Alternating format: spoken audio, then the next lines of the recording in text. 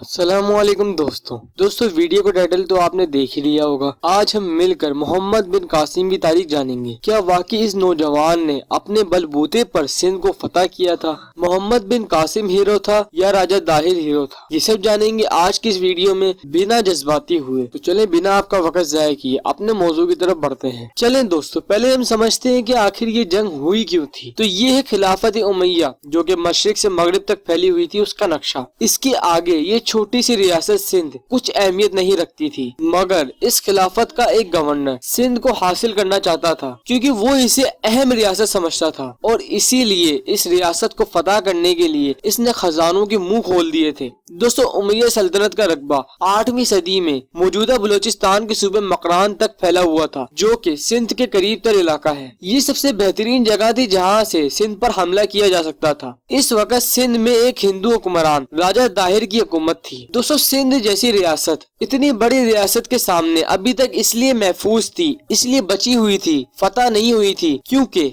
ये उमैया खिलाफत के मरकज से 4000 किलोमीटर की दूरी पर थी। इसी वजह से अरब इतनी दूर फौज को भेजकर अपनी फौज और माल को जाया नहीं करना चाहते थे, इसलिए अभी तक ये रियासत सही सलामत थी। मगर दोस्तों, मोहम्मद बिन कासिम से पहले भी कई दफा इस पर हमला हुआ है, मगर इसे कोई बड़ी फौजी मुहिम का नाम नहीं दिया जा सकता क्योंकि ये छोटी मोटी झड़पें थी। अब इसी वजह से अगर राजा दाहिर चाहता तो उमैया खिलाफत को अपना दोस्त बनाकर रख सकता था, इनकी अताअत करके इनका इत्तेहादी बन सकता था, मगर इसने कुछ ऐसा किया जो कि उमैया खिलाफत को नाराज कर रहा था। इसने गलती ये की, उमैया सल्तनत के दुश्मन अरब सरदार अलाफी और इसके 500 साथियों को पनाह दे दी, जो कि सीधा सीधा उमैया सल्तनत के खिलाफ जंग का ऐलान था। मगर अभी भी इन्होंने यानी उमैया सल्तनत ने इसके खिलाफ कोई बड़ी कार्रवाई नहीं की। इसके पीछे भी वही वजह थी कि इनके मरकज शाम से सिंध का सफर बहुत लंबा था। मगर दोस्तों, हज्जाज बिन यूसुफ जो कि इराक का गवर्नर था, इसने सिंध पर हमला करने की ठान ली थी। तो अब आपको समझ आई गई होगी कि सिंध अभी तक फतह क्यों नहीं हुआ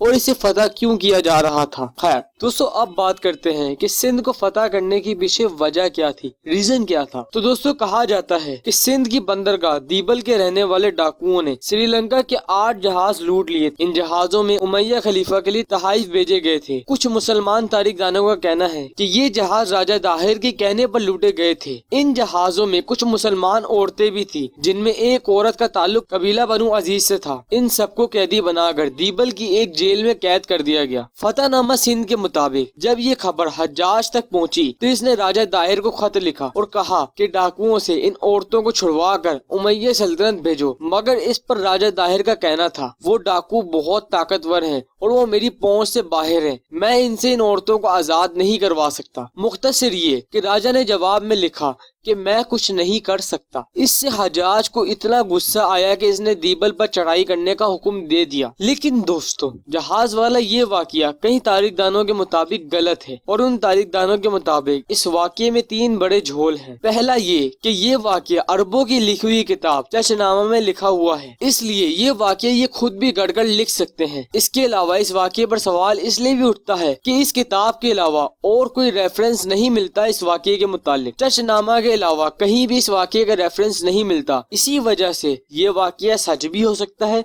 और झूठ भी। झूठ होने के इम्कानात ज्यादा हैं क्योंकि ये तो खेल है, अगर किसी जगह हमला करना हो तो कोई वजह तो पेश करनी ही होती है। दूसरी बात जो कि इस वाकये को गलत साबित करती है वो ये कि इस मुतालिक राजा दाहिर का कोई मौकिफ मौजूद ही नहीं है तारीख में, जो कि हैरान कुन है कि इतने बड़े वाकये के बारे में राजा दाहिर ने कुछ क्यों नहीं कहा। यानी उस वक्त जो सिंध की तारीख लिखी गई थी उसमें ऐसा कोई वाकया मिलता ही नहीं है। तीसरा सबसे बड़ा झोल ये है कि हज्जाज बिन यूसुफ खुद इतना जालिम इंसान था कि इसने मक्का मुकरमा का 7 माह तक मुहासरा किया, खाने काबा की दीवारें गिरवा दी, जिसकी वजह से हिजरे अस्वद के 3 टुकड़े हो गए। इस जालिम ने कई बड़े असहाब रज़ियल्लाहु तआला अन्हु को भी कत्ल करवाया है, जिनमें अब्दुल्ला बिन उमर का नाम भी आता है। जी हाँ, हजरत उमर रज़ियल्लाहु तआला अन्हु के बेटे। इसी वजह से ये वाकया मनगढ़ंत लगता है कि जो शख्स इतना जालिम हो वो रहम दिली का मुजाहरा करके इन कैदियों को क्यों छुड़वाना चाहेगा। अब सवाल ये उठता है कि अगर ये बात नहीं है तो इसने सिंध पर हमला क्यों करवाया। तो इस पर तारीखदान मुबारक अली कहते हैं कि हज्जाज बिन यूसुफ एक तेज तरीन सियासतदान था। वो कभी भी अपने फायदे के बगैर कोई काम नहीं करता था, इसलिए इसने औरतों और बच्चों को कैद से छुड़वाने के लिए حملہ نہیں کیا تھا بلکہ سیاسی فائدے کے لیے کیا تھا۔ مگر دوستوں اس کے برعکس راجہ طاہر کی ایک اچھی صورت تاریخ میں دکھتی ہے،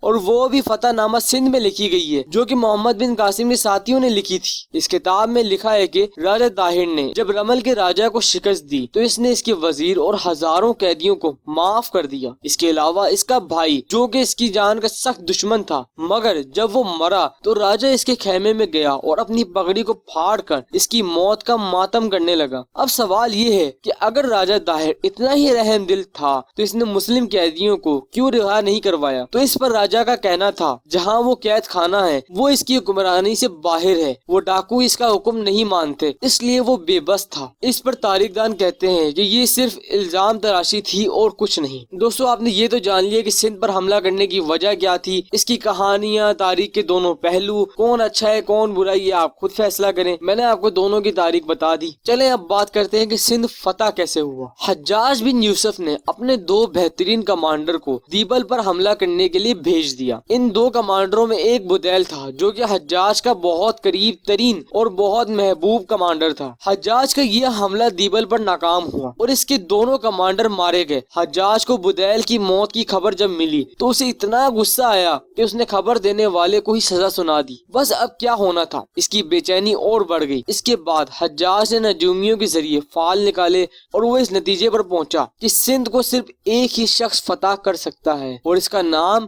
امات الدین محمد بن قاسم ہے۔ اب کہانی میں انٹری ہوتی ہے محمد بن قاسم، مگر مبارک ابن علی کا کہنا ہے کہ محمد بن قاسم کو کمانڈر بنانا علم نجومی کی وجہ سے نہیں تھا، بلکہ محمد بن قاسم ایک نوجوان شخص تھا، وہ ناتجربہ کار تھا اور حجاج کو یقین تھا کہ وہ اس کے حکم کے خلاف جا کر کچھ نہیں کرے گا، اس لیے محمد بن قاسم کو سندھ فتح کرنے کے لیے بھیجا۔ اور دوسرا یہ کہ محمد بن قاسم اس کا بھانجا بھی تھا۔ سندھ کو فتح کرتے وقت محمد بن قاسم کی عمر تاریخ میں 17 یا 28 سال آتی ہے۔ خیر محمد بن قاسم کو سندھ فتح کرنے کے لیے کیوں چنا گیا یہ تو اللہ ہی بہتر جانتا ہے۔ پھر ہوا کچھ یوں کہ حجاج بن یوسف نے محمد بن قاسم کو سندھ پر حملہ کرنے کے لیے روانہ کر دیا۔ اس نے محمد بن قاسم کو 6000 ماہر گھوڑ سوار اور 3000 اونٹ بھیجے جو کہ ساز و سامان سے لیس تھے۔ مگر دوستو خلافت امیہ کا اس وقت کا خلیفہ ولید بن عبد الملک اس پر خوش نہیں تھا، کیونکہ اس مہم پر خرچ ہونے والے مال سے خزانے پر کافی بوجھ پڑ رہا تھا۔ حجاج نے خلیفہ سے کہا کہ سندھ کی مہم پر خرچ ہونے والے مال کا 3 گنا وہ خزانے میں جمع کروائے گا۔ خلیفہ اس کی بات سے کچھ مطمئن ہوا۔ جیسے ہی محمد بن قاسم مکران پہنچا اسے 6000 اونٹ اور پہنچ گئے، اور اس کے علاوہ بھی حجاج بن یوسف نے کئی منجنیقے، جہاز اور جنگی ساز و سامان مکران بھیج دیا۔ اب دوستو محمد بن قاسم دیبل کے قریب خیمہ گاڑ کر بیٹھ گیا، کیونکہ حجاج نے اسے کہا تھا کہ جب تک میں نہ کہوں سندھ پر حملہ نہ کرنا، تو اس نے ایسا ہی کیا۔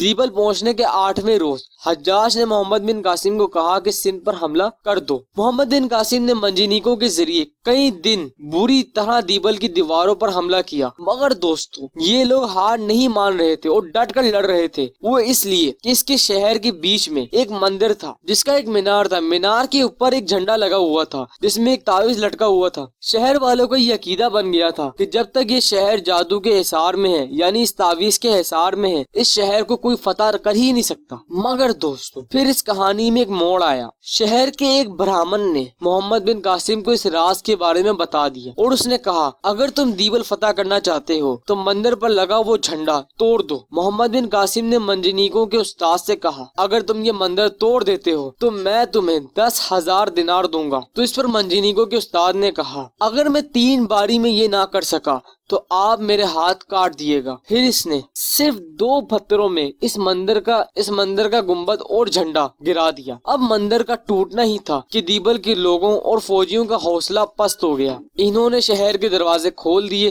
اور یوں محمد بن قاسم نے شہر پر قبضہ کر لیا۔ دیبل اب محمد بن قاسم کے قدموں تلے تھا۔ اس نے ان قیدیوں کو بھی آزاد کروایا جن کی وجہ سے یہ جنگ چھڑی تھی، اور محمد بن قاسم نے 4000 کے قریب مسلمانوں کو دیبل میں بسایا۔ دیبل کی فتح کے بعد محمد بن قاسم حیدرآباد کی طرف بڑھا۔ حیدرآباد کے لوگوں نے پہلے ہی ہتھیار ڈال دیے تھے، اس لیے حیدرآباد بھی محمد بن قاسم کی فتح میں شامل ہو گیا۔ راجہ طاہر کیونکہ ابھی محمد بن قاسم کا سامنا نہیں کرنا چاہتا تھا، کیونکہ وہ عرب سردار جو اس کے پاس پناہ لیے ہوئے تھے انہوں نے اسے کہا تھا کہ اگر تم محمد بن قاسم سے ابھی جنگ لڑنے گئے تو وہ تمہیں آسانی سے مار دیں گے، اس لیے ابھی تم اپنے مرکز میں ہی رہو تاکہ جب محمد بن قاسم یہاں پہنچے تو تم اپنے مرکز سے اس پہ حملہ کر کے اسے ہرا سکو۔ دوستو راجہ طاہر کی اسی کمزوری کی وجہ سے سندھ کے باقی قبائلی سرداروں نے محمد بن قاسم کی اطاعت کرنا شروع کر دی، کیونکہ دوستو بدھ مت کے لوگ پہلے ہی راجہ طاہر سے ناراض تھے کیونکہ اس نے ان سے حکومت چھینی تھی، مگر ہندو بھی اس سے ناراض تھے کیونکہ اس نے ہندو کی روایات کے خلاف جا کر اپنی ہی بہن سے شادی کر لی، کیونکہ اس کو ایک نجومی نے کہا تھا کہ یہ راجہ طاہر کی بہن اروڑ کے قلعے سے باہر نہیں جائے گی اور اس کا رشتہ راجہ مانگے گا جس کے قبضے میں ہندوستان کی بادشاہت آ جائے گی۔ تو اسی وجہ سے ہندوستان کی بادشاہت کی لالچ میں اس نے رسمی طور پر اپنی بہن سے شادی کر لی۔ خیر دوستو،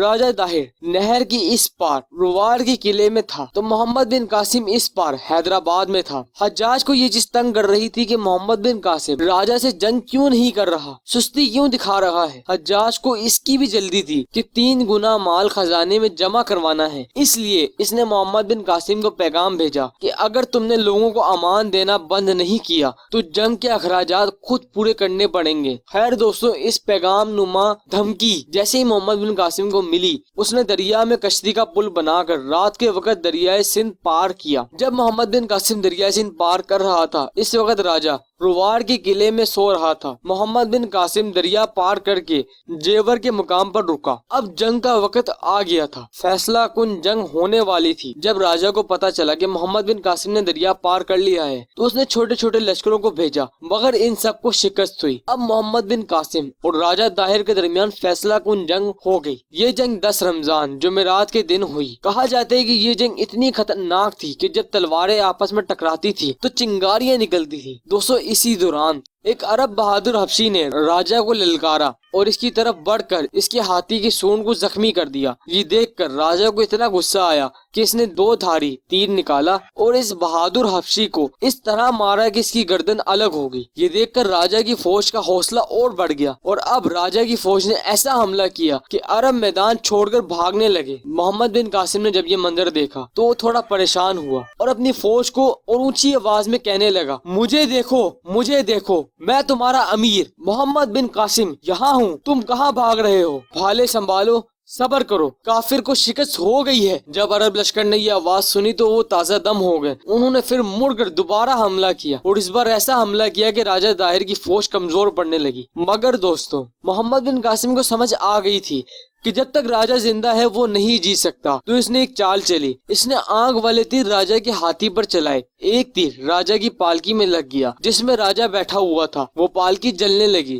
راجہ کا ہاتھی بھاگ کر دریا میں جا کر بیٹھ گیا اور اس دوران راجہ کو ایک تیر لگا مگر وہ مرا نہیں، وہ ہاتھی سے اترا اور بھاگنے لگا۔ اتنے میں ایک عرب عمر بن خالد نے راجہ سے مقابلہ کیا اور اسے مار دیا۔ جی ہاں دوستو، راجہ طاہر مر چکا ہے اور یوں عربوں نے یہ تاریخ کی اہم ترین جنگ جیت لی۔ مگر ابھی جنگ ختم نہیں ہوئی تھی، ابھی وہ روار کا قلعہ فتح نہیں ہوا تھا۔ قلعے میں راجہ کی بہن اور 15,000 فوجی موجود تھے، جو کہ راجہ کی وہی بہن جو کہ اس کی بیوی بن چکی تھی، تاریخ دان کہتے ہیں وہ ہے۔ کئی دنوں تک راجہ کی بہن نے عربوں کا مقابلہ کیا، مگر جیسے ہی قلعے کی دیوار ٹوٹی تو رانی نے باقی عورتوں کے ساتھ اپنے آپ کو آگ لگا لی اور یوں پھر محمد بن قاسم نے اس کے بعد اروڑ کے قلعے کو بھی فتح کر لیا اور یوں سندھ فتح ہو گیا۔ ہر جگہ محمد بن قاسم کی فتح کی کہانیاں سنائی جا رہی تھی۔ اس کے بعد محمد بن قاسم نے ملتان پر بھی حملہ کیا۔ اس پر ملتانیوں نے مزاحمت کی مگر محمد بن قاسم نے ان کا پانی بند کر دیا اور یوں یہ شہر بھی فتح ہو گیا۔ دوستو اب بات کرتے ہیں محمد بن قاسم مرا کیسے۔